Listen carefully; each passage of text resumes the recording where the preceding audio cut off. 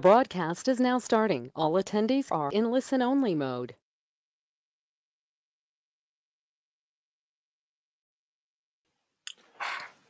Hey everyone who's coming into the final webinar today. I just wanted to welcome you. I don't have my fancy music. I just wanted to welcome everybody today and jump in a little early and get to talk and answer some questions, hopefully, and try to get everybody started on the right foot here as we start our fourth webinar in the webinar series, The Many Hats of an Educator, Carrying Beyond the Curriculum. And so if you're just joining us right now, hopefully everything's loading up A-okay and your audio is coming in. I'll keep talking just to hopefully test people's audio out as you kind of get that situated, turned up or down, if I'm too loud or too soft or whatnot. But I'll try to give some house cleaning issues or stuff to get us going here. Hopefully your screen is showing the title slide here. You should see something on your screen. If you don't, hopefully that will come up here soon. In addition to seeing the screen, you should hopefully hear my voice. I don't know how to help people who don't hear my voice. They're just assuming that we're just maybe starting and no one's on the webinar yet. But they'll probably soon realize when 2 o'clock hits and 2 o'clock Eastern hits and we're not, they don't hear anything. But hopefully they can hear my voice. You hear my voice, okay, you're not tired of my voice yet. This is the fourth webinar for some of you. If you've been on a couple other ones, I'd be happy to see who's been here for a four in a rower with us at ACCSC in Cyanna. I do appreciate you joining me today and all the other days too. And just to let you know, if you are joining us for the first time and this is the webinar, you don't have to do the first three. You don't have to Netflix and chill all the webinars to get to a point of understanding for this one. They're all kind of separate. There may be things I might refer to, say, the previous ones. But the cool thing is that Chris Lambert and his crew have saved the webinars. They shared my slide decks, my keynote presentations here, put it up on the website, put up the certificate of completion up on the website, and that's all available for you at any time you want to. So if you did miss one, you can go to accsc.org, go to events and webinars, and then you should see all the webinar information right there. This one will also be saved on the website. Just to give us a day or two. Hopefully that will be up there soon. What I like to do is create a PDF of my slideshow. That way everybody can view it. I know I create it in Keynote, and if I convert it to a PowerPoint presentation, sometimes my things don't translate over real well or things get kind of askew. So what I've done recently is just save them as a PDF. I know on a PC and in a Mac, you can view a PDF in a slideshow. So if you use like Adobe Reader, you can actually go up on one of the menus and click View as a slideshow. And the cool thing is you can't even tell the difference if you have like a PDF of a PowerPoint or a PDF of a Keynote, because it kind of covers the full screen.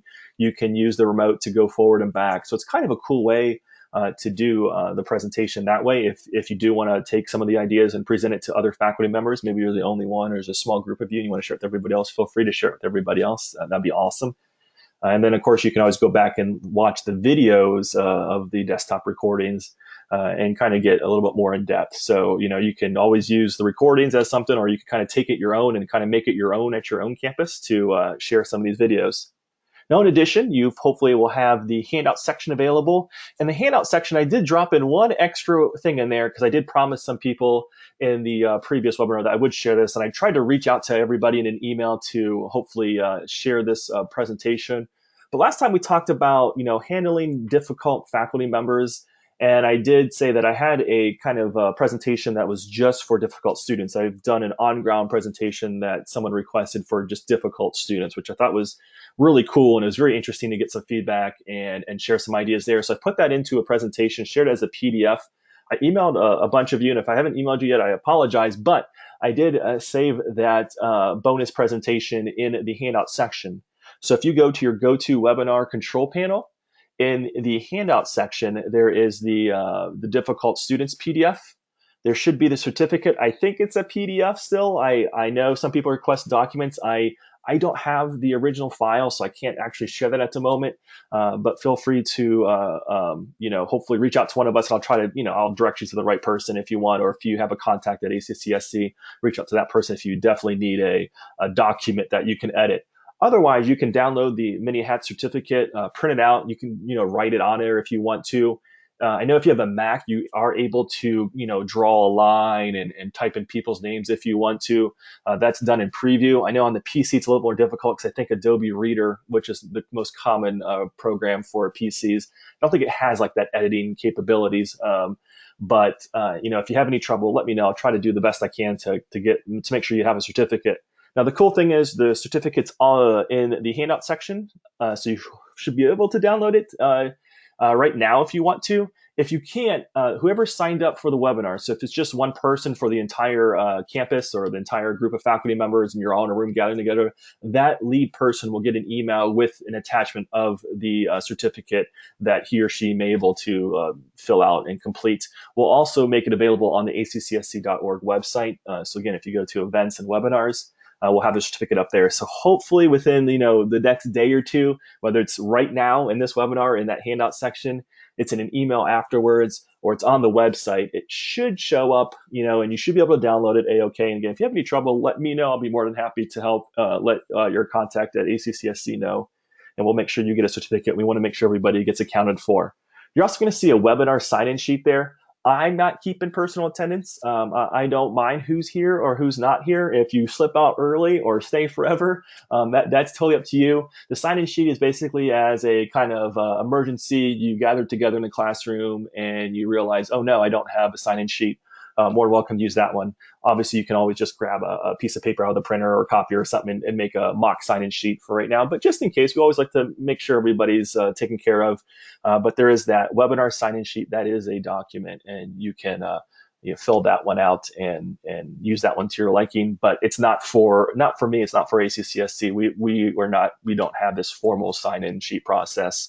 I believe, if we do want to reach out, we do have an email that we can contact you, but we're not officially, keeping track. So you're more than welcome to use those documents there. And again, hopefully that PowerPoint or that PDF that's from my PowerPoint or my keynote presentation, it's a little bit larger. So depending on your internet connection, it might download instantly, but it is a little bit larger in size. It's a couple megabytes. So if you have a slower connection or if you're doing it from home, it might take a little bit longer. It shouldn't be that bad. But again, if you have trouble, let me know. I'll be more than happy to share that with you. And in the meantime, just hang tight for a little bit. I think I have about 3 or 4 minutes to start. I see people popping in still, and hopefully everything's going A-OK. The other thing is I don't see my question thing populating, so I know I don't know why it's every other webinar that we have an issue where we can't submit questions. So if the question thing does not work, I do apologize ahead of time. But I will assume everything is going well. I'd like when people give me a shout out or say hello. I like that. Or if you have any questions, you could submit it in there. If we can't get it rolling, I will try to kind of think of questions that usually come up. But I'll share my email at the very end, so you can contact me if you do have any specific questions about a certain aspect of the webinar. I'll be more than happy to answer them. Just because the webinar is over doesn't mean our communication is over. So you can reach me anytime. If you have my email, it's going to be available in the PowerPoint presentation today. It's going to be available on all the webinars, all my slide decks as well. So you can always jump on there if you need to download it and see it. You can also go to Cyanna.com. You'll be able to contact me through the Cyanna.com website if you need anything. So hopefully everything is working on your end. I just do want to give a shout out to everybody, especially anybody who contacted me. I appreciate you reaching out. I said there was a lot of people who shot an email over for that difficult students PDF. Hopefully you got it. I was able to make sure I saved it in a correct way and actually get a copy that I could use and share with everybody. And I did that just before the webinar here, about an hour ago probably. So hopefully you got that presentation. If you did not get that presentation, you're like, what is he talking about? Feel free to jump into the handout section. There is the ACCSC Bonus Difficult Students PDF document there that you can download in addition to the certificate, in addition to the webinar sign-in sheet. So hopefully everybody's doing well today. Happy Valentine's Day to everybody. Hopefully the week is going well and everything's ending on a positive, strong note on your campus. Everything's good on my end. Everything's going good. I was doing discussions the other night. We do video discussions I'm an online adjunct too, in addition to being at Cyanna. So I was doing some online adjunct for a current events class that I currently teach, and it was pretty fun. I like seeing all the different news stories that students are interested in. There's a lot of good news out there, but we like to do video discussions. So I do what I'm doing right now, but usually my webcam is on, and we get video feedback that way. Just I like it just because the students can see who I am, see my face a little bit more. hear my voice and whatnot. So I like doing that. So I was doing some discussions last night. Everything's going well. My students are doing great so far. I like to brag on my students. They're rocking and rolling. Some of them have already taken the quiz which is due on Sunday by 11:59 p.m. And they're acing the quiz, turning in assignments. And I was able to grade a couple of assignments. So everything's going awesome on my neck of the woods when it comes to my students, and hopefully everything is going awesome on your end too. So it looks like we're reaching at the 2 p.m. mark. So I'm going to just repeat a couple of things. So if you've been with me for the last 10 minutes, I do apologize.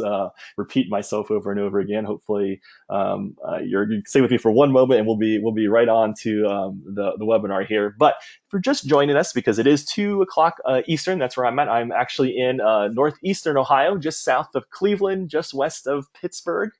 In the Canton Akron area at the moment. Another kind of decent cold day here. At least it's not raining at the moment. It's been raining a lot here. It's got a lot of flooding going on and stuff in my neck of the woods. But you know what? Hopefully we're headed into spring here, and everything's going to start warming up soon, which is I'm looking forward to.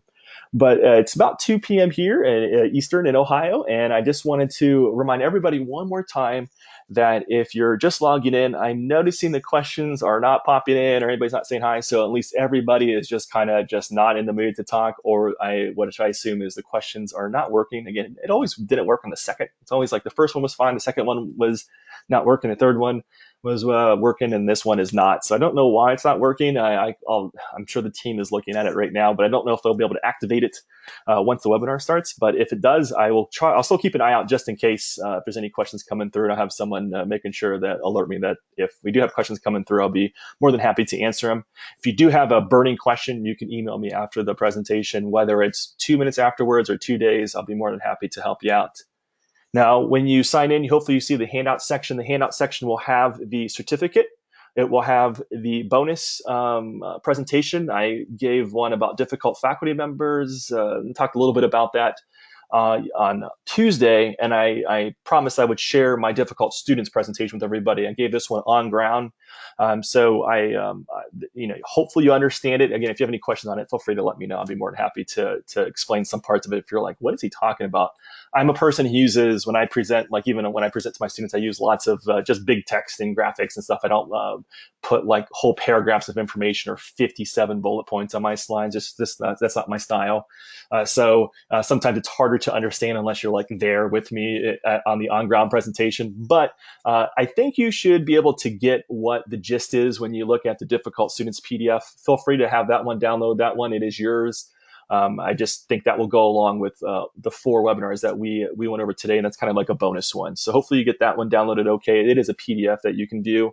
There's the certificate. The certificate can be downloaded now. It will be emailed to the person who signed up for the webinar. It will be available on the website afterwards. And of course, we have the sign-in sheet if you need the sign-in sheet. So with that said, it looks like we're ready to begin here. And what I'd like to do first is kind of ask you a question. I like asking questions at the beginning and seeing what you think here. So if you can entertain me for a little bit. And what I'd like to do is, if you ask people what you do, what teachers do, you might get something. This is what I was thinking of when I asked some people who like, well, what do you think teachers do? And they say, no, it's a person who prepares lessons outside of class, teaches students what they need to know, and grade some things. They just know we grade a lot of stuff. And that's pretty much it. So my question to you is, does this accurately describe your day? Or does it accurately describe, 100% of your day? Yeah, that's exactly what I do. Those people are right on the money. Or is it like, what, that's a large chunk of what I do, but I do some other things that probably are not realizing? Or do you feel more or less like that's not even close? That's about at best half, or that's 25%, or that, that's only like 10% of my day of preparing lessons, lecturing to students, teaching students, and, grading some papers, assessing some stuff.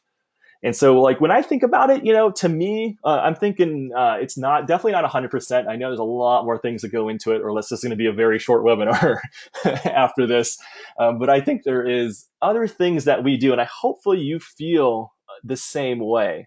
So I just want to put that up there for you. Hopefully the poll does show up on your end. I'd just like to collect some answers and see what everybody thought. I'll just leave it open for one more moment. Again, the person who preps lessons, lectures to students, and grades stuff.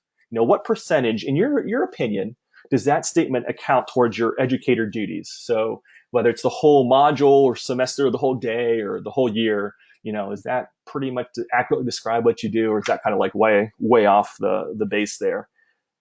All right. I'm going to try to close the poll here. I think I'm looking pretty good.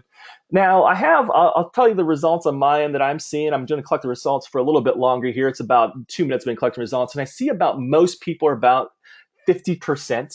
I have about 40 some percent of people who responded saying it's about 50%. And then it kind of bulges in the middle. So we have about 15% who think it's about 25, about 20% who think 25% who thinks it's about 75%.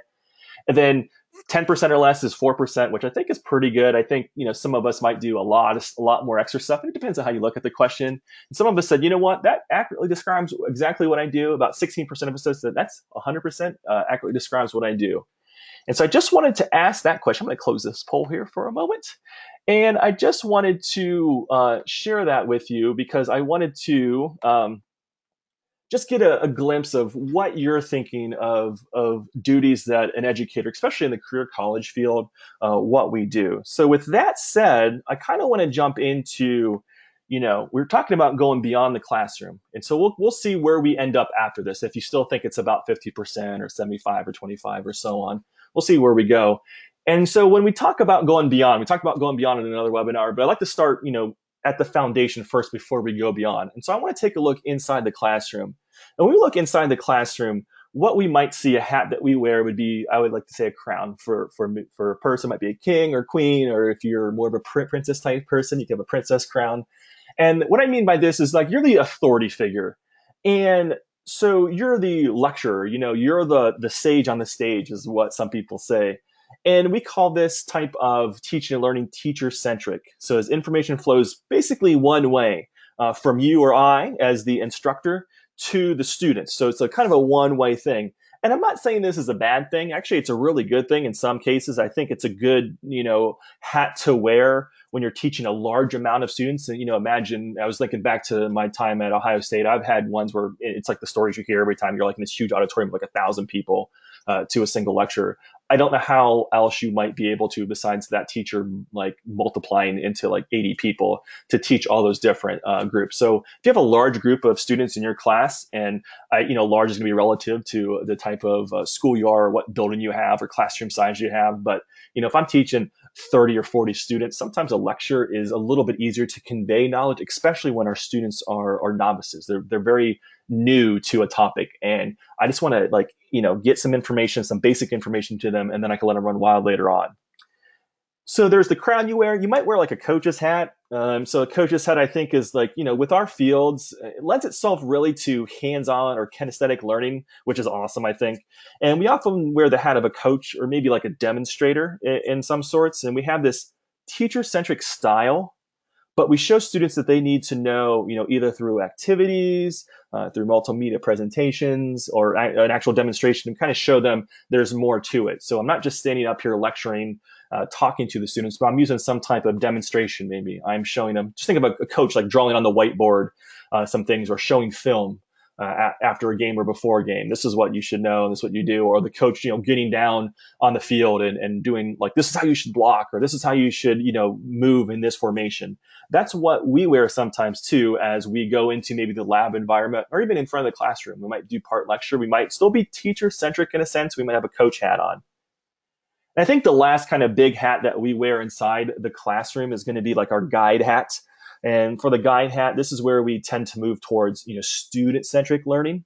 We promote those critical thinking skills, and, we lead the students to discovering and learning. Our students develop skills to, ask good questions, to seek answers themselves, and explore and discover, basically. So when I think inside the classroom, I'm thinking, the crown, because I'm the lecturer or you're the lecturer. I think of a coach or a guide as we kind of go from the sage on the stage to the guide on the side type of activities, where you're kind of just, taking a step back from that lecture and watching the students perform in the lab. And you're not really, you're not telling them what to do exactly. Do this, this, this, and this. You're kind of watching them discover some things, and maybe not doing great, but realizing what their mistake was and fixing it. And so you're kind of more of that guide one. So those are the three big ones that I see in the classroom. Hopefully, you can look back and say, you know what, I think I do all three of those, which is great. If you can do all three, that's awesome. If you lean towards one or the other, think about ways where you can maybe benefit from being more of a crown, wear that crown and be that authority figure to lecture more, or maybe that person to be that guide on the side, where you can let the students, run loose and kind of learn from their own mistakes or learn from a discovery process. So with that said, I kind of want to move into what might happen outside of the classroom. So not just looking, within our classroom walls, looking at just being a, quote unquote teacher. So a lot of us said that's about 50% of our job is to, do some grading, do some prep work, and just teach the students. That's about 50% of what we do. And that was a big chunk of around 50%, give or take about 25% was the majority of the answers that came in. So the first thing I want to mention is that, we should probably wear like a baseball cap. And so that's one of the hats that we wear because we want to be a team player. And we covered a lot more depth in this on Tuesday. And if you missed it, you can grab the webinar at accsc.org. But it's going to be instrumental that you be a team player in your school. You want to be committed.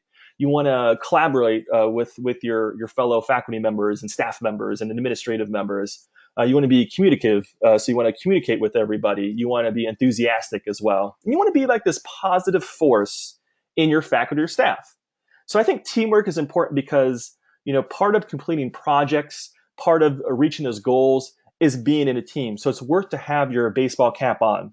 Now, I just chose a photo that had the Red Sox on it, so I do want to first apologize to all my New York crowd out there, but give props to my New England, my NEPSA crowd up in the New England area. I know that's probably some people are like, oh, that's gross, get that off my screen, and I apologize for all my New York people. But I not regarding a specific team, but just think of a baseball cap. Whatever your favorite team is, that's who you should be, and you should be a team player in this kind of role as an educator. So when you think about being a good team member, I did want to share kind of these 9 team roles and think about it in a sense of if you are a team leader, if you're an academic dean, a campus president, or maybe you're always chosen to lead groups. Think about these types of roles that form a good group. So what I did was I wanted to share what I found was a good model. It's the Belbin model, and there's a link at the very bottom there. If you go to belbin.com about/Belbin team roles, if you just go to belbin.com, you can find this page out. But it's a very good website that kind of deep dives into what makes up a good team, and what they say it's a good mix of different behaviors within a team. So as we kind of go over these real quickly here, I just wanted to take a step back and think about, where do I fit in? Where do I maybe excel at? And maybe we can use that to our advantage. So if we're forming teams in the group and we're doing a project, maybe we can be one of these people. And the first person you could be is called a shaper. And these are the people who challenge the team to improve. You don't want to always have a bunch of yes men or yes women in the group. You want these people to kind of like, you know what, that's a great idea, but, and think of it this way. So that's a shaper.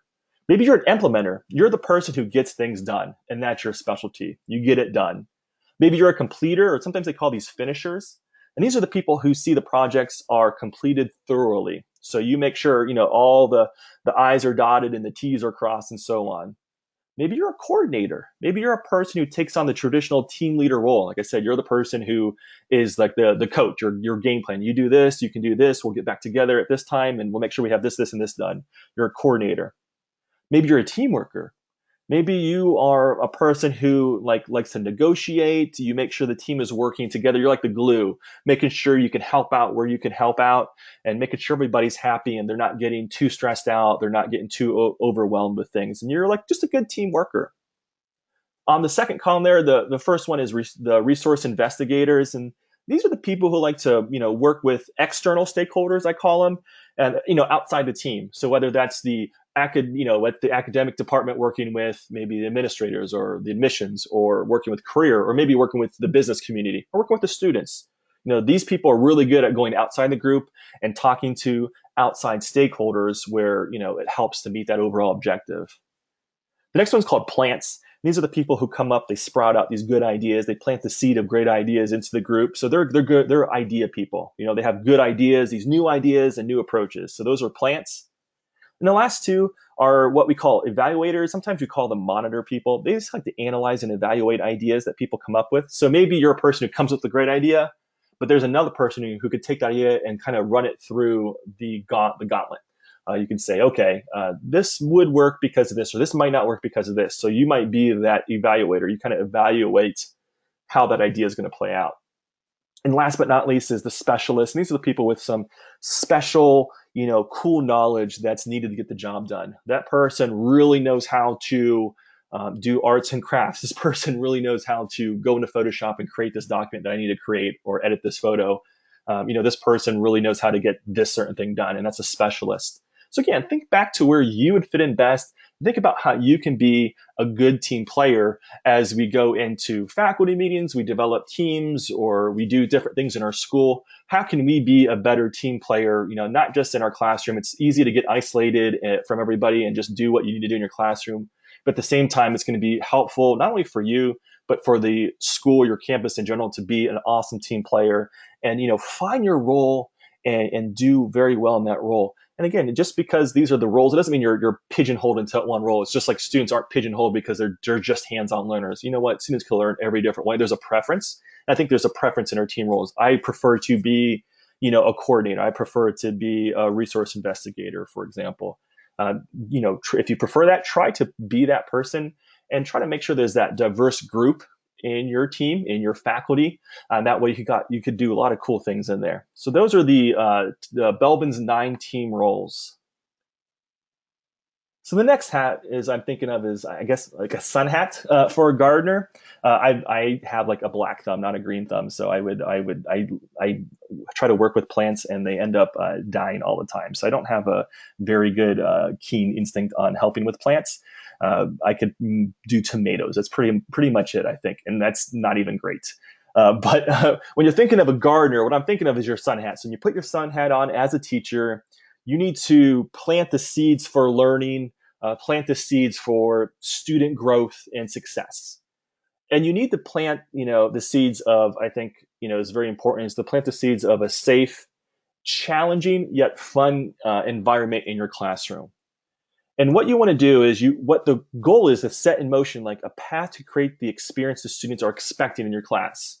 If the students are expecting to learn different procedures, that's what you should be planning on day one and kind of force that, basically it's going to you're forcing those course objectives and making sure the students meet those course objectives. And hopefully they're expecting those course objectives. So what you want to do is plant those seeds so, you're meeting the expectations of the students. And this all centers on preparation and follow through of classroom rules, classroom procedures, classroom management, and having that good mix of being a great practitioner, which we all are, and a great teacher, which we all are too, and just kind of being better and better at both of those. Because that's the awesome thing about career colleges is that we have that great mixture. We've been in the field, we have the boots in the ground experience that we can offer the students, and they love that about us. But we can also go in the classroom and teach them what we know and teach them the skills and the trades and stuff and get them to be successful. And they love that as well. So that's all that is. It's about getting that, good mixture of a great practitioner and a great teacher so our students can benefit. In many of our cases, I think here we're in the academic department. So for us, it starts on day one of our class, day one, minute one, where we kind of set the tone for the entire class period. So we have to plant the seed for the module, the semester, the quarter, or whatever it is. And so that seed that we plant has to be planted on day one so we can grow, ensure that we planted the correct seeds for that good, safe, challenging environment, that fun environment in the classroom where we can meet student expectations. Now, when I was talking about the seeds, that's the idea that I have in my mind that I like to share with my faculty members and other faculty members as well, like I'm doing right now. I had somebody come up and they had a great kind of take on the seeds thing, and they think of the students as a seed. So I thought that was awesome, and I wanted to share that with you today. And what they came up with and what we kind of discussed was, if you think of the student as the seeds, what you want to remember too is to be patient. And I think that's awesome advice because, as an expert in your field of study, you kind of want to remind yourself and take a step back and think of what it was like when you first started. Remember the unknown and how much you didn't know, what you would come to know, but think of how much you didn't know when you started out. And make sure you have the appropriate amount of patience for students who are very very new to it. They're novices. A lot of our students, they want to go into automotive, but they've never worked on a car before, and that's where they're starting. So you have to be prepared to have the patience to start with somebody who only knows the very basic things about automotive technologies, or someone who's very basic about I want to do medical assisting, I want to be a barber or whatever it might be. Those people might just have this passion, but they might be very novice. So you want to be patient. It's easy to get caught up because what we think is easy might not be easy for someone who's starting out. So you want to have patience. Have time so the seeds can grow. And so that's number one. Number two is basically, seeds must change to grow. And so a seed doesn't stay a seed forever, right? When cared for with, good soil, plenty of sunlight, the right amount of water, those seeds begin to change and take shape to whatever they were meant to be. So for our students, what we want to make sure is we scaffold our learning appropriately. So each day and each week, we need to find the Goldilocks zone. The official academic term is the zone of proximal development, and that's the Goldilocks zone, where it's not too easy, it's not too hard, it's just right when it comes to being challenged. If we make it too difficult, our students might quit. Make it too easy, they're going to get bored. So we want to make sure we foster this change in an appropriate manner. We scaffold their learning each day. Are we looking at our lesson plans outside, and are we looking at to foster this change in students? Are we kind of you're not getting them too much water, you're not getting them enough water, you're not getting them too much sunlight, you're not getting them enough sunlight, and so on. So I thought that was very interesting and kind of on point.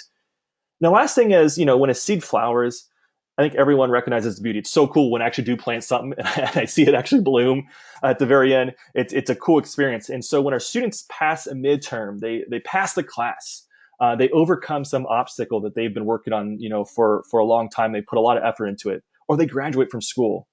Take a moment and enjoy the results. And I think that's important too. Sometimes we're just in the grind every day, and we forget that enjoying the beauty of it all, in a sense, and sharing that with the student, let them know that we do appreciate it. I think that goes a long way.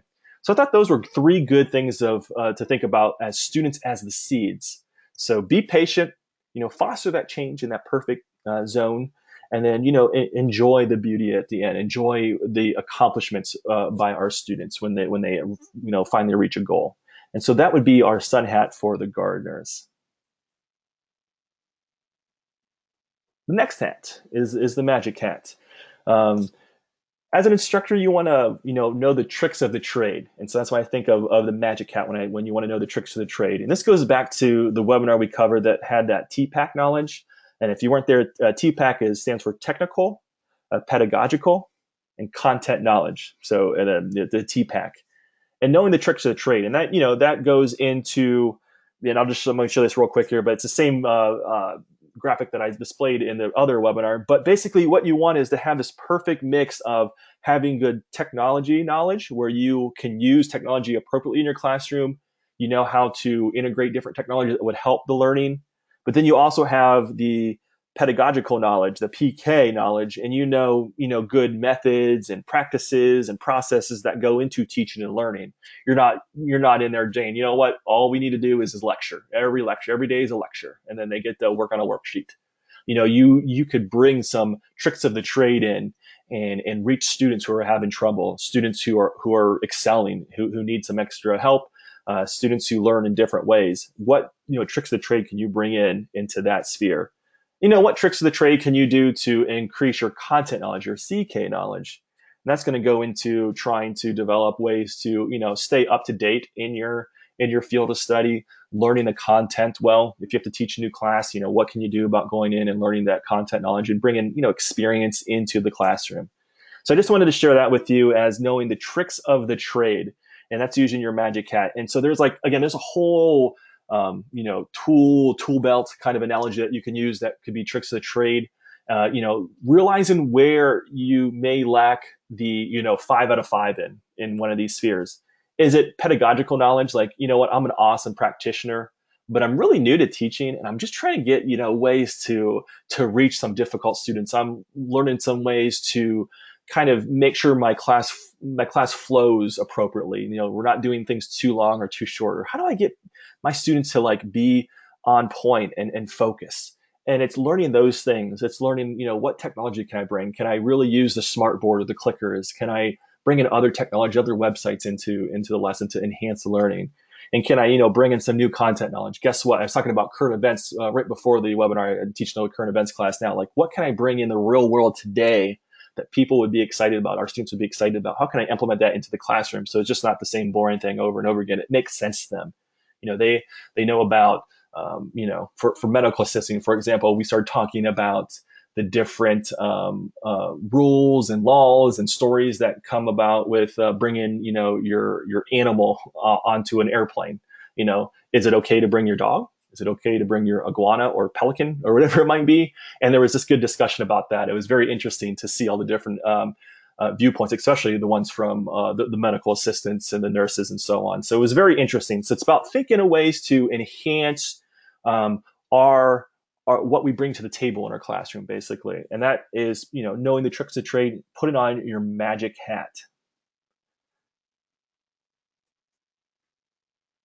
Next up is construction worker. And so the construction worker, that's your hard hat. And you have to wear a hard hat because our courses and our lessons are always under construction. They should always be under construction.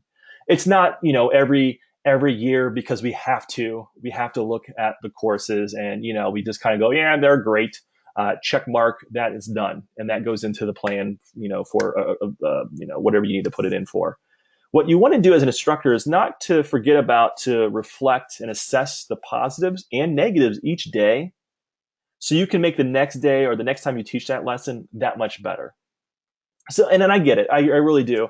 There's not a lot of time that you get to spend, and the time that we do get to spend in our schools and our campuses, it's energy at helping students. It's trying to improve and doing everything else that we were talking about. It's the grading, it's the teaching, it's the preparation. How am I going to find time to look at my stuff and assess myself? And I'm not asking for a lot of time. What I usually tell people is like, just jot it down after every class. Keep a notebook, keep a Microsoft Word document that just has, classroom notes, and jot it down 1 minute after class. Or if I find a quick time, like a break in my class, or maybe I wait for them to respond and I have something in mind, I might just jot it down on a Post-it note, put it on my computer screen. And that way I kind of collect my Post-it notes. And then maybe at the end of the week or on the weekend or during a planning period, if you have a planning period, go over those notes and be like, okay, my students were off task here, or I didn't have enough time here. I had too much time here. And think about ways that you can improve the classroom, improve your lesson planning, improve that lecture, improve that presentation, whatever it might be. Again, we should always continue to build something really good for our students. So it's all about, wearing that hard hat and building things, by yourself or doing it as a team. If you're a construction worker, you probably have a good team around you, and this person does one part, this person does the other part, and then you have a really good building at the very end. Well, we want to make sure we have a very good program, a very good course, a very good school at the very end. So it's working with others too, to making sure we do improve. So if there's something that's working in my classroom, it's making sure everybody else knows that, hey, this is what's working, try this out. And so you want to, again, just keep a journal, digital or old school. If you're a pen and paper type of person, that's fantastic. Get a nice notebook and keep that as your kind of personal journal, reflection journal for your teaching. And set aside each time at the end of the day or in the class to jot down some quick notes, and then go back and spend 15 minutes at the end of the week. So 1 minute every day. If you teach 4 or 5 days, that's 5 minutes tops, maybe 10 minutes if you want to spend 2 minutes each day, and then 15 minutes. So half an hour out of a week to kind of just jot down so you don't forget things. Because, personally, it's happened too. Is like, I remember something like that didn't really work. And I kind of get busy in the details of all the day-to-day stuff. Before I know it, I'm teaching the same class and I run into the same problem. And I'm like, I should have done something about that. And so I want to make sure I, hopefully change that next time. So I start jotting things down. I need to change this. And then that kind of makes me want to change it, because the cool thing is once you do change it, then that class is going to run smoother. It's going to give you less headaches. It's going to be less troublesome. It's going to stress you out less if you can, adapt that little change. I'm going to cut down my PowerPoint by a little bit. I just, I can't cover 100 slides in 45 minutes. I'm going to add this activity in there. Or I'm going to check their learning in this spot, because I don't really check their learning for a while. Just thinking back all those different things. What went right? What went wrong? And what I like to offer everybody is, how to reflect. And the simple thing I think are three things is, just ask questions to yourself. And the questions I would ask myself would be, how did my students respond to the lesson? Did they like it? Did they hate it? Did it take them too long or whatever? Did they have enough time? Like I said, did they have too much time? Sometimes if you have too much time, they're kind of they get off task and they start misbehaving. So I'm thinking, okay, I gave way too much time for lab. I need to cut that down. In general, what felt positive about the class? What felt negative? Just your gut. What did you like? What did you not like in the class? A cool thing that happens at different campuses that I thought was a great idea. Although some people might be hesitant to it because no one likes to, see themselves on video or hear the voice. I get it when I play back the webinars and stuff. I'm like, I sound like that. But at the same time, it's great to go back and look at maybe record yourself teaching a lesson and go back to the film. Be like a old school. I think of John Madden, going back. All right, this is what I did wrong. This you have to go here and have to do this, or I said this, or I did notice, I was doing this. And sometimes that helps. If you don't want to videotape yourself, observe somebody else and have somebody observe you, a fellow teacher. Not for some official faculty evaluation, but just say, hey, the person next to you or someone who has a planning period. Like if you don't mind, if you could observe me, just kind of jot down what you like in an unofficial capacity, what you didn't like. And I'll do the same for you. Maybe we can learn from each other. One recommendation I did want to share at the very end here was starting a teachers only meeting or teachers only club. And they did this to kind of alleviate the fear of having an administrator in the meetings where they might be discussing things they did wrong or things they were apprehensive about when they were teaching. Because if the academic dean's any other campus president there, no one wants to say like, "Oh, I screwed up today because I did this," or like, "I don't feel confident because of this." And they felt better in a teacher only environment, which I thought was a great idea. And you don't have that pressure of, I wonder what that administrator's thinking. They're going to let me go because, I just told them I feel, apprehensive about this one entire class, or the hell this one entire class is bombed. And that's okay because you can have other, your other faculty members kind of going in there. And so you might have these observation type of things happen in a official way of like some kind of observation club or a faculty meeting or some whatever you want to call it, but just have it just for the teachers. It's in-house for the teachers only. Administrators are not invited and they don't really know what's going on, because I think having that kind of safe environment could really produce some positive effects where otherwise a teacher might be afraid to bring it up in an official faculty meeting with the academic dean or campus president or a program coordinator even. So, think about ways you can maybe, start something that has this kind of camaraderie about observing each other, whether it's looking at the film or it's just maybe doing some observations and jotting some things on a notebook that I sit in the back of the classroom during your class. And I go, you know what? I really liked you did this. What I like to do in my class, because I saw, this student misbehaving, is I like to do this. And you're like, oh, great. I didn't know that. That's great advice. And boom, you got it. So it could even be like a mentoring program. A lot of campuses that we come across have mentoring programs. So you have like a rookie teacher and someone who's been a veteran help each other out. And sometimes, even having the veterans learn from the rookie teacher too, or what are some new things, just having different people be accountable for different people. You could bring this teamwork, this, unofficial club or meeting environment together in that aspect. So I thought it was really good to, put on that construction worker hat and think about it in ways you can improve, just thinking about by yourself, but thinking on a larger scope with the team and how you can improve and build up the team. The next hat, I don't know what you officially call those, like those bellhop hats, but we mentioned planting the seeds was important back on, day one, minute one. And one of the best things, and I think the easiest things that we can do in a professional environment is just to be a professional greeter to your students every day. Being in class, being all set up and ready to go, and greeting students as they enter the class can really go a long ways in building rapport in a positive classroom environment. And think about a time where you entered a hotel by yourself. You kind of went through the lobby, went to the elevator, pressed the elevator button, went up to your room. Boom, you didn't talk to anybody, and maybe that was okay. But I think whenever I go to a hotel and a person greets me at the door, or asks me how my day was, opens the door for me, some person says hello, whether it's the bellhop, it's the doorman, it's the concierge desk or somebody, and they say, welcome to the Hyatt or welcome to the Marriott or Hilton or whatever it is. And, you open the door, enjoy your stay, that kind of goes a long way. You're like, oh, thank you, and you kind of just get lifted a little bit in that sense. And think about how easy it was for that person just to say, have a good day, or to open the door, or to wave hello to you. It's simple things like that can go a long way. It can really change the environment and make it that positive environment hopefully you're reaching for in your classroom.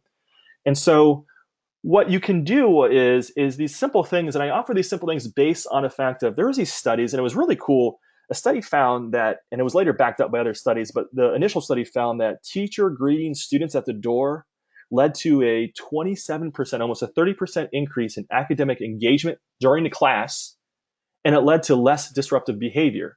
So if you have disruptive students, just saying hi to them and greeting them caused a little decrease in that misbehavior. It increased engagement in the classroom. And all the teachers did, they were studying. They just had one group greet students at the door and one group did not.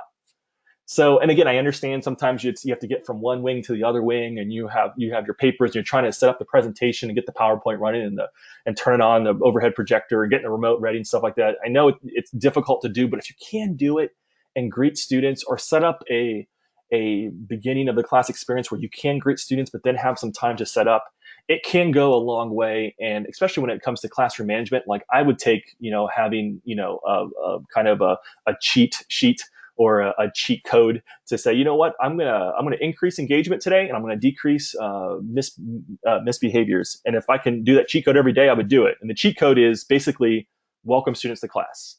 It's, are you smiling and making eye contact? So, simple soft skill type of things that we probably encourage our students to do when they go and greet people.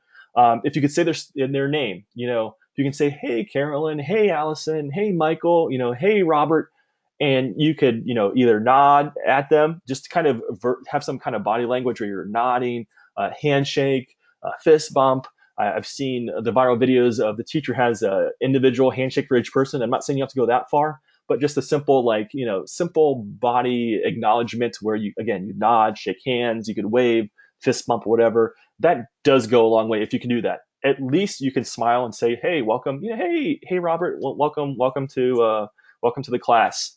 You have a short greeting, like how's your day so far? Man, I can't believe the Indians are have lost 5 in a row, or whatever it is. You can have this short greeting, this personal greeting to the student. And the last one I think is very important is they call a pre-corrective statement, along with bell ringers. Now, a bell ringer is like an activity that students do as they enter your classroom. So, for example, what I like to do is have a question on the board that they need to answer right in their journals. It's a short assessment, like a 5-6 question assessment that they need to complete. And they only have the first 5 minutes of class to do it. So if you come to my class a couple minutes early, you can start on it right away. But what that does is the bell ringer allows students to come into my classroom and then kind of, get into the zone. Okay, it's down to business time. We need to start getting going. And instead of like talking about what was on the news or what this reality show person did versus this reality show, or gossiping about whatever's happening in their lives, they come to the class, get their stuff ready, and they know they have only 5 minutes to do it. It also helps people come to class on time, because they know if they miss that first 5 minutes of class, they get a 0 on that assignment. And it's a short, 5-point assignment, or whatever it might be, depending on how your grading system is. But having that bell ringer activity at the beginning and doing it consistently every day, what you can do is, as students are coming to the door, you can greet them. But then when you have that lull where maybe no one's coming to the door, you can always say, "Hey guys, make sure you answer those questions, and you have about 5 more minutes to go, so plenty of time to do it. What I'm looking for is blah blah blah," and kind of do this pre-corrective statement. And so what that does is it kind of forces them to be on task at the very start. And again, it increases that engagement. They've had this great greeting. They go into the classroom. They're down to business. As soon as 3:00 p.m. hits, or whatever time your class starts, boom, you're off to the races and you start. You don't wait 5 minutes after. You don't wait 7 minutes after. You don't have to calm down the class as they're getting too loud or they're running all over the place. They're throwing paper airplanes or whatever visualization you want to have. They're on task already. I mean, having students on task before your class start is fantastic. I always like seeing other teachers who don't do that walk by students or the teachers that do, and they're like, "What are they doing in there? That person is an animal in my class, but there she is, or there he is, doing the work 5 minutes before class starts." Because they established this expectation, they greeted them, and they had this rapport in the classrooms. I thought that was very nice to have this greeter cap on, being a bellhop or a concierge to the students. And it's a very simple thing, and it can lead to better engagement and less kind of difficult behavior with the students. So I thought that was awesome, and I really like that one because it's an easy one that every one of us can do. It doesn't require researching classroom management strategies. This is something that anybody can do, but barring the time that you need to get there. If you need to get there 5 minutes early, 10 minutes early, hang out. Sometimes I have to wait for another class to finish before I go into the classroom. I might hang outside, and of course we're trying to be quiet stuff, but I might greet students outside. I don't have to be in the classroom. Maybe it's that teacher's running a little bit long, or that teacher's running right up to the bell, and I am outside with the students. I'm like, hey, how's your class, or how was your other class, and how they're doing? I'm doing it outside instead of doing it in the classroom. So I always try to greet the students if I can, if I'm on ground, greet those students, before your class starts in whatever capacity is possible. My next hat I like to talk about is my cowboy hat, and my cowboy hat is because as a teacher, I think it's our duty to promote learning and growth in all students. So if we have a student kind of getting away from the herd, that student is struggling and falling behind, it's up to us to help bring that student back to the pack. And here's the important thing too is in this is don't wait until a student is like almost out of sight. You have to like really, really squint your eyes to see where that student is before you decide to kind of meander over and help the student get back to the herd. What you want to do is you want to be proactive in your help to curb the issues before they become too large, before that person gets too far out of that the main group, or where you're quote unquote supposed to be at this particular time and day in the class. So if a student's not getting it, just don't ignore it, because you're going to fall further and further and further behind, and pretty soon it's going to be very difficult to get that person back. Try to head them off at the pass. So definitely go to the student and don't wait until the student comes to you. To me, I think there's a big difference in a policy or a way where you say, I might say, all right, I'm going to be in the media center between 3 and 4 p.m. today if anyone wants my help, after struggling with the exam. What usually happens is I am in there by myself, and nobody comes to me, except for maybe the person who really doesn't need help. It's like that A student who's like, I just had a question about something. You're like, I didn't mean to see you. I meant to see like the person who's struggling during my class, the C, D, F students. And so you can have that mentality, or you could have the mentality where I have educators who say they make it mandatory that if you receive a C or below or a D below, you have to go see the tutor. You have to go to a tutoring session. You have to come back and see me after class and have to sign off on it before you're allowed to do a lab or go do something else. And you have, a couple of days to get that, because I know students are have a tight schedule, and I understand, I empathize with trying to balance school and work and stuff like that. But at the same time, I make it known that I do understand that their time is limited, but you know what they can do to curb that is to do better on my quiz or test or exam. And then you won't have to put up the hassle with being with me. But if you do get a C or below, you have to come see me. And that's just the rule. And if I have that rule in place, one, it helps the students maybe, double down and try to study a little bit better. But two, it helps me be proactive in hunting down those students too, because I would go hunt them down anyway. But if I could have them come to me, that makes it a little bit easier, and we can work on a game plan. So we can work out some way like why they don't understand it, and say if they don't understand something, I would try to offer some type of way to help them out. And so with that in mind, I do want to offer some proactive measures that I have done myself and some that were shared with me. And one is just talking to students one-on-one privately. Don't be afraid to talk to them one-on-one privately, and try to offer some type of different way to introduce the idea or the topic to the student. So if today someone had to take a bunch of notes during my lecture, maybe they're having trouble writing a lot of the notes down and listening to me at the same time. So I might give the student my notes beforehand. So if I was doing this webinar and everyone was like, I don't understand anything you're talking about, I might give my slide deck to you guys beforehand. So you could have 24 hours to review my slide deck, and then maybe you might understand the concepts better. Or maybe I'll understand it better. Instead of putting words up on the screen, I would put video up and I would demonstrate things for you or something. I'm trying to think of different ways to present that material. Again, sometimes it just takes a little different way of doing things to get that aha moment for that student. The other thing I would do, and it's okay to be this way. I think some teachers are afraid to, or I guess I don't want to say they don't care, but they don't know that they can do this. Is moving away from in-class distractions. I think of it like as a high school where like I was never allowed to sit with my buddies. I probably why is because I would goof off with them. So if you have a group and one of the students is not doing great, you don't have to like don't call them out in the middle of class. Be like, you're not paying attention. Move over to the right side of the room or whatever it is. But think of ways that you can maybe put people in different groups. Maybe they sit in different groups, or You can have assigned seating. I always do assigned seat at the beginning because I'm trying to learn their names. But maybe you mix it up. I'm going to assign seat here, or maybe if you sat in the back, you sit in the front, or whatever you want to do. Think of something what you can mix them up, but also be cognizant about where you place students. So if I know my students are not doing hot, I might say, okay, is it because they're kind of like just talking and whispering in the back with their buddies? I'll try to split them up. If a student's in the back of the room, I'll try to put them in the front of the room, see if that helps. Maybe just being closer to me more, as I hover around the front of the room, they'll be more likely to pay attention. So I think about, moving them away from in-class distractions and being okay to do that. It's okay to do that as well. And then, of course, is talk to other teachers. I think that's a thing that we forget to do a lot of times, is we think it's some kind of one-on-one battle with the student. I was always surprised that to say, like, one student was struggling in my class, but not in another person's class. I'm like, well, why is that person not struggling in your class and mine, or vice versa? We kind of talk out and we figure out, like, maybe it's because of the time of the day, they haven't ate yet, or they skip lunch because they don't have lunch money.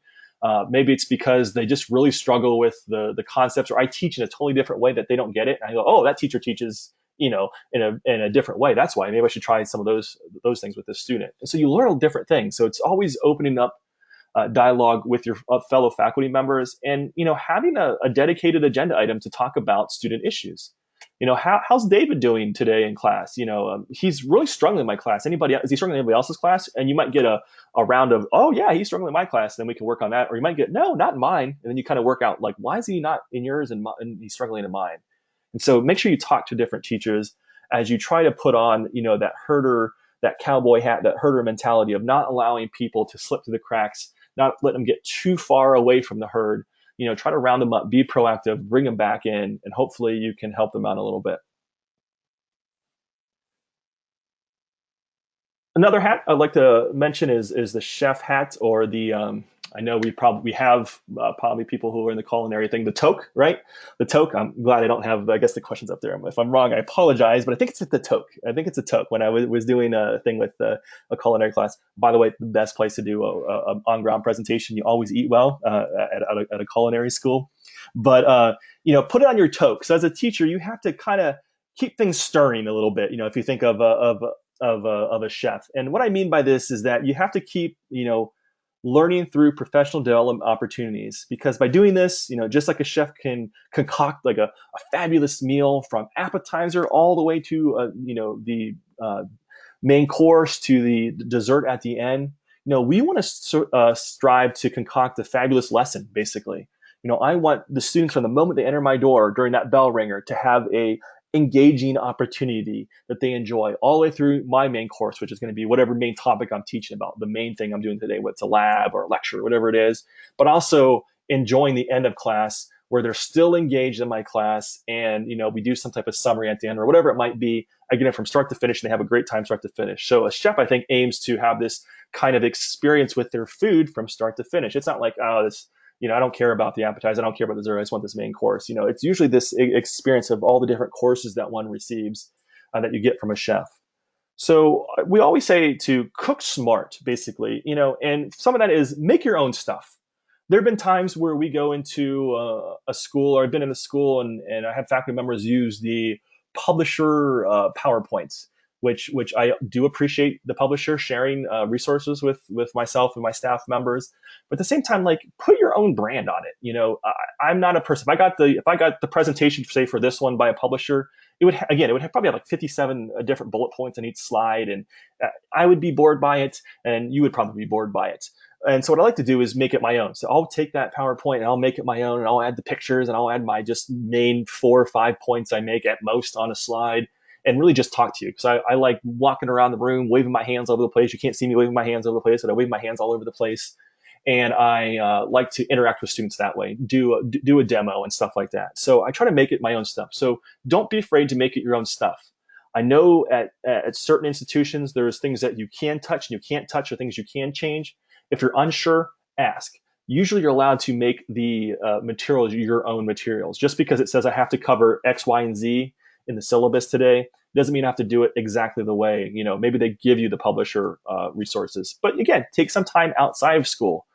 Use that time where you're not just preparing, I guess it's that preparing time. Use that preparing time and do a little bit extra and make your own type of slideshow. Maybe you don't even do a slideshow. Maybe you just kind of do a handout and they follow along in the handout. You don't even need the PowerPoint behind me. You can just do some type of demonstration, or you're a good orator and you can just talk to everybody. So make it your own stuff. Start with good desserts. Always start off with that bell ringer activity if you can. Start off on a high note. Don't try to don't go to class 5 minutes late. Don't offer some type of thing that doesn't make any sense at the beginning. Because I said, if you do a bell ringer, just don't do something just because you want to do something. Do something that makes sense. Like kind of summarize the day before in the bell ringer. That gives you the opportunity to see if students know where they're at, and it gives them the opportunity to say, okay, I think I'm ready to move forward. Go with a quality main course. Think of ways you can present that main course, that meaty part of your lesson in a manner, and that goes back to assessing what went right, what went wrong, and then always end with a variety of assessment and desserts. And this was offered to me, and I've tried to do this a little bit better because I'm stuck on basically it's the convenience and easiness of offering one type of assessment. You have to take this multiple choice bubble test. You have to make this poster board or whatever it might be, but offer in different ways. Can the person write a research paper that's 5 pages, or can that person provide me with a 15 slideshow? If it accomplishes the same goals, let them choose. They're going to enjoy that assessment a little bit better. So it's different, cook smart from start to finish, just like a chef would, take time and effort and enjoy, the start, the middle, and the end. And, you should have a very engaging lesson that you're enthusiastic about, and your students will be enthusiastic as well. Now, the last hat I want to talk about, I have a couple other things I want to mention quickly here at the end because we're wrapping up in our last 10 minutes here. But the last hat, and I think it's important, is the party hat. Basically, it's being an event planner. Now, our schools become like a second home to many of our students. In my area, I realize that as well. And to many of my students and to many others, it becomes the only safe environment, the reliable environment, or the encouraging environment that they may have in their lives. It's one of the few, or it might be the only one. So we have to go beyond the classroom and participate in events. Like just because the school puts on an event, don't ignore it. Be like, oh, I don't want to come on a Saturday. I don't want to stay until 7 p.m. tonight. Really make it a point to try to come to events. And I know we juggle things in our lives too, so we can't make it to all of them. But try to make it a point to go to as many as you can, because it does really mean something when the student sees you as the instructor outside of your classroom walls, being a quote unquote normal person outside, and you can let your guard down a little bit and be more friendly and not have like this professorship that you're trying to have this you're the teacher and this person's a student. You can go out and have fun with them. Usually the events are fun type of things that we do, and visiting different schools and seeing different things on social media, especially. I'm like, oh, that's such a good idea. So I write down a lot of stuff. Everybody has such good ideas, a lot of good events. Try to be part of those events. Be part of the planning committee. Go to the events. Don't skip out on those, because it does mean a lot to those students. And I think your school does a lot of cool things already. I guarantee your school does a lot of cool things and do a lot of cool endeavors. So we should have fun. And these are, again, a good way to build rapport. It's a good way that I can show a normal side of my students. My students think it's weird to see me in a t-shirt and jeans or something. I'm just more human to them, and I'll connect better with them inside the classroom as well. So it's kind of a cool way to spread their love to the school. Again, if they like the school in general, and they like you, and they like your fellow teachers, they're more likely to spread that word to their own family, and then maybe you can invite their families out too. So it's a positive place that they like to talk about it. It brings them joy. They have this pride in your school. That they have pride in the school, and I'm going to put on my business hat here and think about it in terms of bringing other people in. Word of mouth is awesome, and having that student tell his or her friends that go to this school because they do this, and this, and we have these fun times, and teachers really care about you. That's going to go a long way. You're going to get good quality students, that know that student, and it's a good way. It's a good referral system to just go above and beyond and show that you care for them. One way you could show your care is be the event planner. And so, in general, and I wish I had the questions ending up here, because this part I'd like to share with everybody else, or have people share with me of what things can you do during school. So for me, when I think about it, I think about when all the different seasons start. Whether for us it's the Cleveland Indians, the Pittsburgh Steelers, Cleveland Browns, those type of things. We have like Jersey Day, and myself and a couple other teachers, we'd go out and grill hot dogs and veggie burgers and whatnot, and then we would eat, and we just do it. We try to split up all the different duties, and so students in between classes come out and just have a fun day. It's all, I think of it as like a spirit day. In high school, we have kind of those things at our school.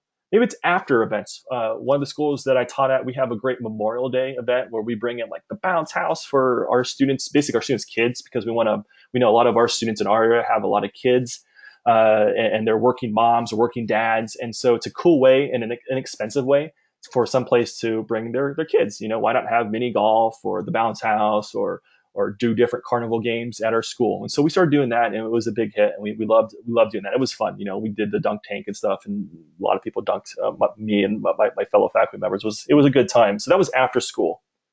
The thing you do is activities that tie into their careers. We would work with the Red Cross, with our medical students to set up some type of wellness day where they can take blood pressures on real people, not just a dummy in the classroom.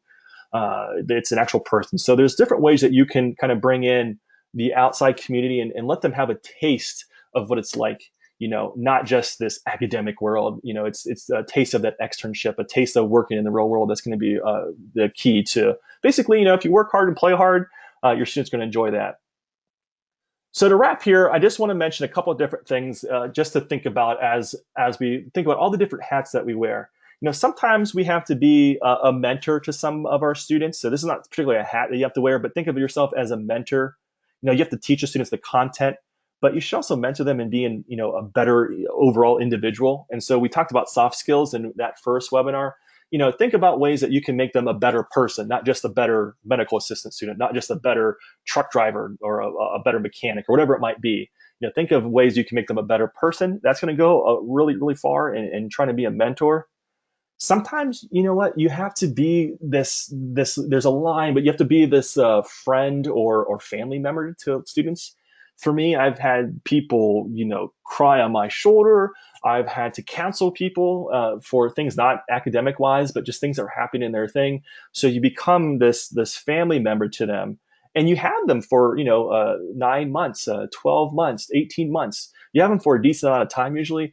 So again, you are a person, a role model that they look up to, that they may feel safe with, and so they're gonna bring in this kind of family member mentality. And when we hear students say, why do you love this school? A lot of times it's like, it's like family here, and that's a cool thing to do. So you want to make sure you have this kind of friend family rapport with your students.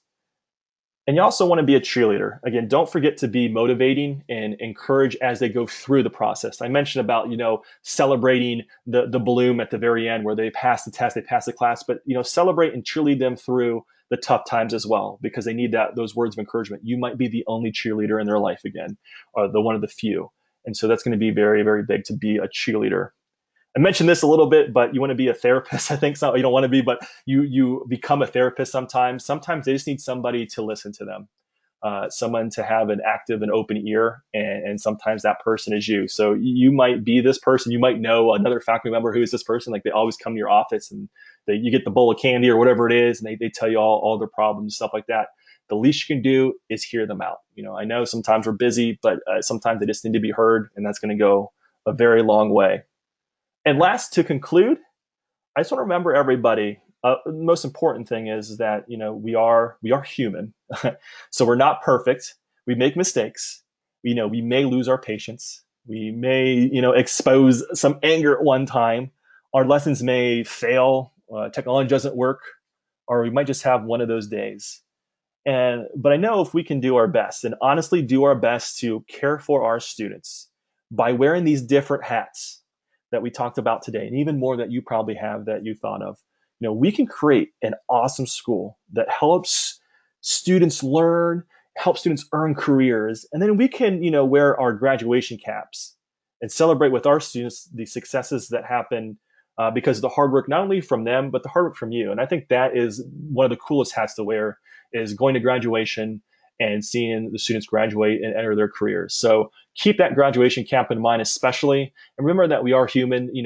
Things don't go perfectly. You can't have students that give you one of those days. You might have a lesson that blows up in your face. You have this PowerPoint. You spend all this time revamping it, and for whatever reason the projector doesn't work, just it's okay. You're human. Just strive to be better.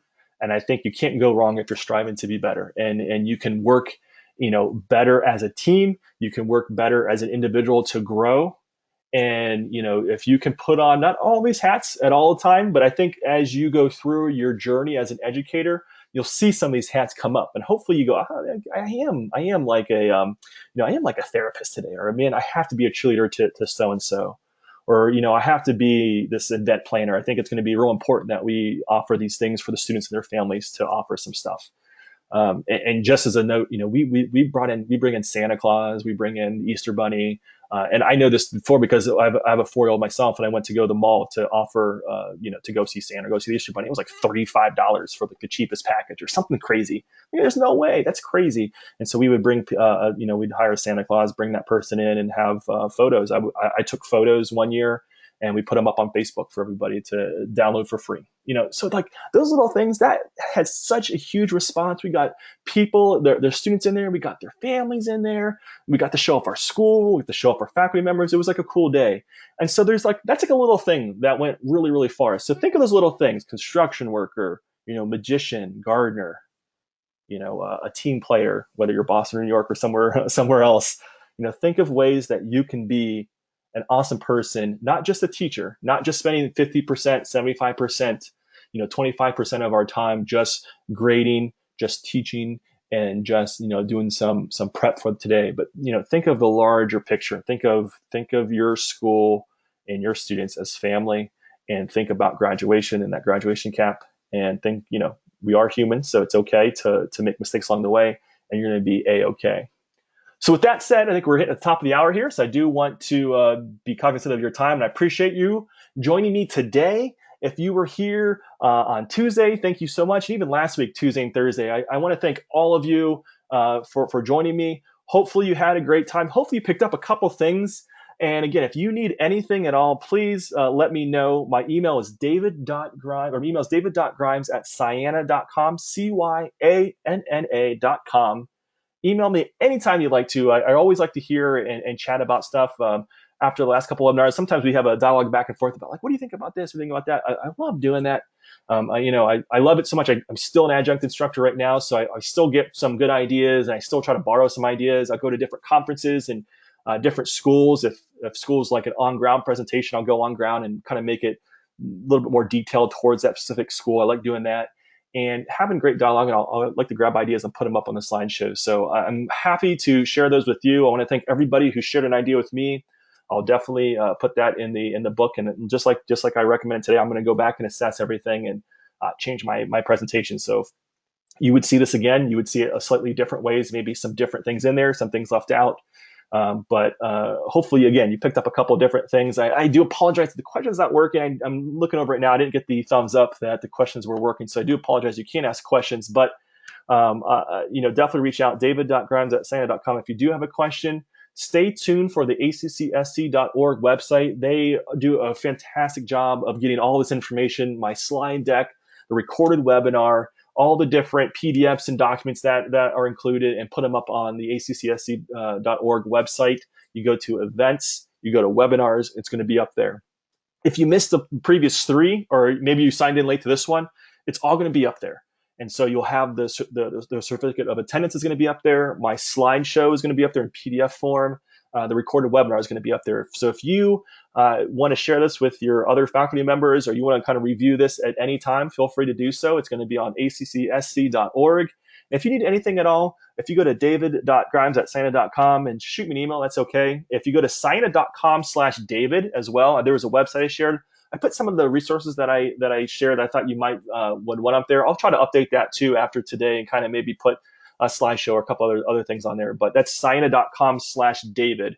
And that one has some of my resources I put up there. And again, if you need anything at all, I'd be more than happy to help you out. Shoot me an email. And if you have an opportunity, or if I'm in your area or something, let me know. I'd love to come out and visit your campus. Maybe we can work something out where we can kind of do this virtual webinar, maybe do it on ground. I always love doing on ground webinars because this one I have to kind of be general about, but I can focus on maybe what are hurdles at your school. What do you really want to focus on? when it comes to wearing many hats. Maybe you don't care about some other hats, or maybe you're good to go with some of these hats. You want to focus on other ones. Maybe there's some I didn't even talk about that you want to kind of cover. We can do that as well. But if you just want to do some on your own time, again, accsc.org, go to events and webinars. All the information should be there. I'll share my presentation with Chris Lambert and his fantastic crew. I want to thank them for helping me out on this webinar. They're the ones who usually take all the information and put it up on the website so quickly, and I appreciate them doing that. And hopefully you find some great things on that website. Keep checking back, because I know they do webinars all throughout the year. There's some really cool stuff. And if you're going to go to Reston, Virginia for the conference, hopefully I'll see you out there. I believe I will be out there as well.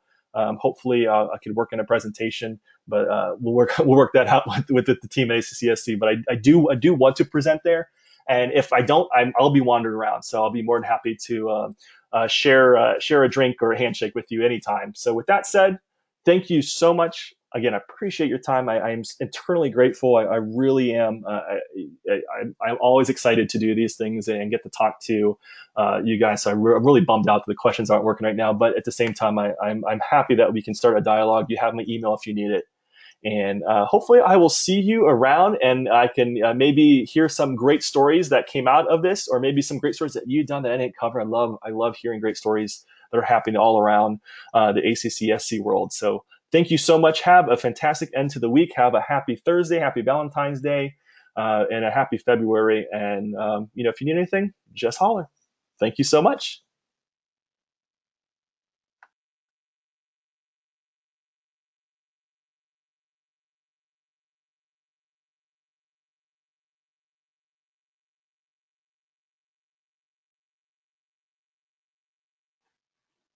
All right, I know usually end this, and I come back on and I say, "Is there any questions?" Unfortunately, I'm clicking and dragging and doing things. I don't know what I can do to make the questions work. So I don't know if it was like a setting beforehand. So again, I do apologize. It's not working. I don't know why. It's always seems to be the other thing. But if you have any questions, let me know. I'll be more than happy to help you out. Again, david.grimes@cyanna.com. I do apologize. I can't help at this moment. I do see hands are going up, but I can't actually do anything with it, unfortunately. But I do want to thank you again for your time. I do appreciate it. And hopefully I will see you around. And hopefully we can share a lot of cool student success stories along the way. So thank you so much.